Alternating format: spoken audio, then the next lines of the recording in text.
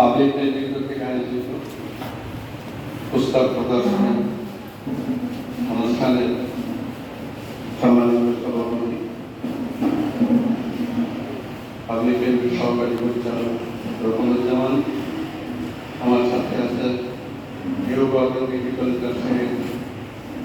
দর্শন বিভাগের সহকারী অধ্যাপক আবু সাহেব এবং মঞ্চে অতিথিবৃন্দ এবং সামনে আমার শিক্ষার্থীবৃন্দ যারা আজকের এই পাঠ বক্তৃতায় অংশগ্রহণ করবে এবং পাবলিক লাইব্রেরির কর্মকর্তা কর্মচারীবৃন্দ, প্রিন্ট ও ইলেকট্রনিক মিডিয়ার সাংবাদিকবৃন্দ।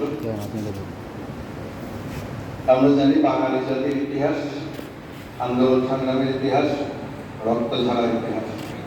প্রতিটা প্রজন্মই অন্যায় অত্যাচারের বিরুদ্ধে গর্জে উঠেছিল এবং তারা যুদ্ধে জয়ী হয়েছিল।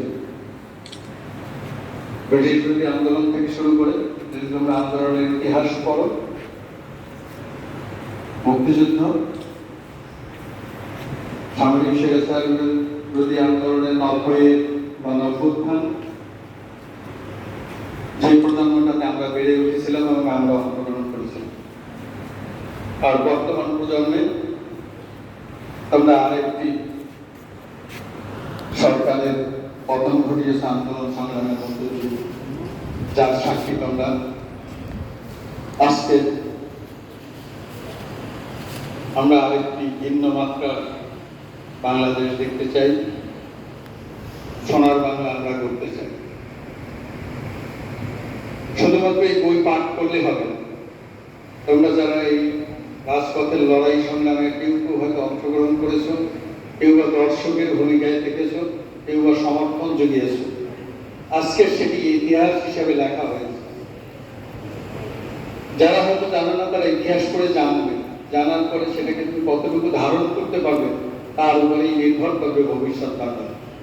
কারণ তোমরাই আগামীর বাংলাদেশ, তোমরা আগামীর বাংলাদেশ করবে।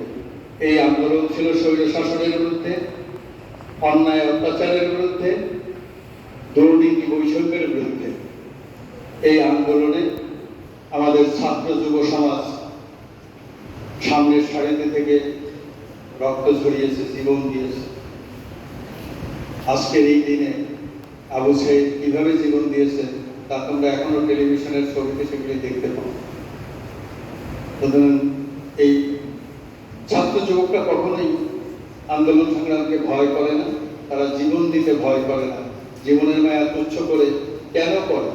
একটা ভবিষ্যৎ সুন্দর প্রজন্ম গড়ে তোলার জন্য, নিজের দেশকে ভালোবেসেই করে, নিজের দেশের মানুষকে ভালোবেসে তারা আন্দোলন সংগ্রামে যায়।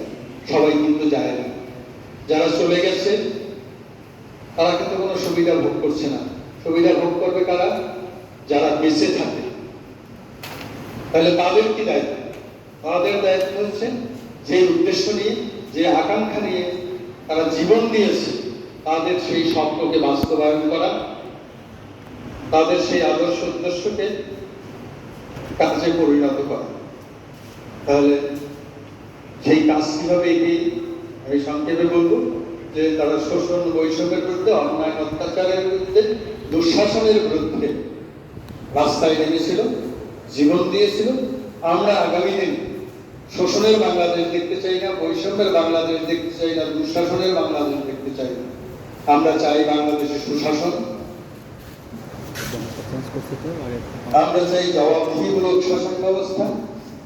তবে শুধুমাত্র কেবল কাগজে কলমে নয়, বক্তৃতা বিবৃতির মধ্যে নয়, আমরা আমাদের বিবেকের জবাবদিহিতা যদি প্রতিষ্ঠা করতে পারি, আয়নায় যদি আমি আমার নিজের চেহারাটা দেখার চেষ্টা করি যে সারাদিনে আমি কি কি কর্ম করেছি, কি কি কাজ করেছি, তার মধ্যে কোনটা ভালো ছিল, কোনটা খারাপ ছিল, সেটি পর্যালোচনা করে পরের দিন যদি আমার সেই খারাপ কাজটাকে সংশোধন করতে পারি এবং অন্যদেরকেও যদি আমরা সেভাবে উদ্বুদ্ধ করতে পারি, তাহলেই আমরা আগামী দিনে সুন্দর একটি বৈষম্যহীন, শোষণহীন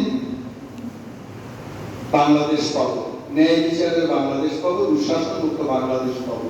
তাহলে আমরা সুখে শান্তিতে বসবাস করতে পারবো এবং দেশের সমৃদ্ধি যেমন অর্জন হবে, বিদেশেও আমাদের সুনাম ছড়িয়ে পড়বে। আর সেটা তোমাদেরকে দিয়ে, তোমরা যে প্রজন্ম আজকে বেড়ে উঠছো, আগামী দিনে তোমরা বাংলাদেশের নেতৃত্ব দেবে। কেউ ডাক্তার হবে, কেউ ইঞ্জিনিয়ার হবে, কেউ কেউ ব্যবসায়ী হবে, কেউ চাকরিজীবী হবে, কেউ রাজনীতিবিদ হবে। সুতরাং আগামী দিনের নেতৃত্ব তোমাদের হাতে। তোমরা সেই বাংলাদেশ গড়ে তুলবে, এই আশাবাদ ব্যক্ত করে আমার বক্তব্য শেষ করছি। নিজে ভালো থাকবো, অন্যকে ভালো রাখবো।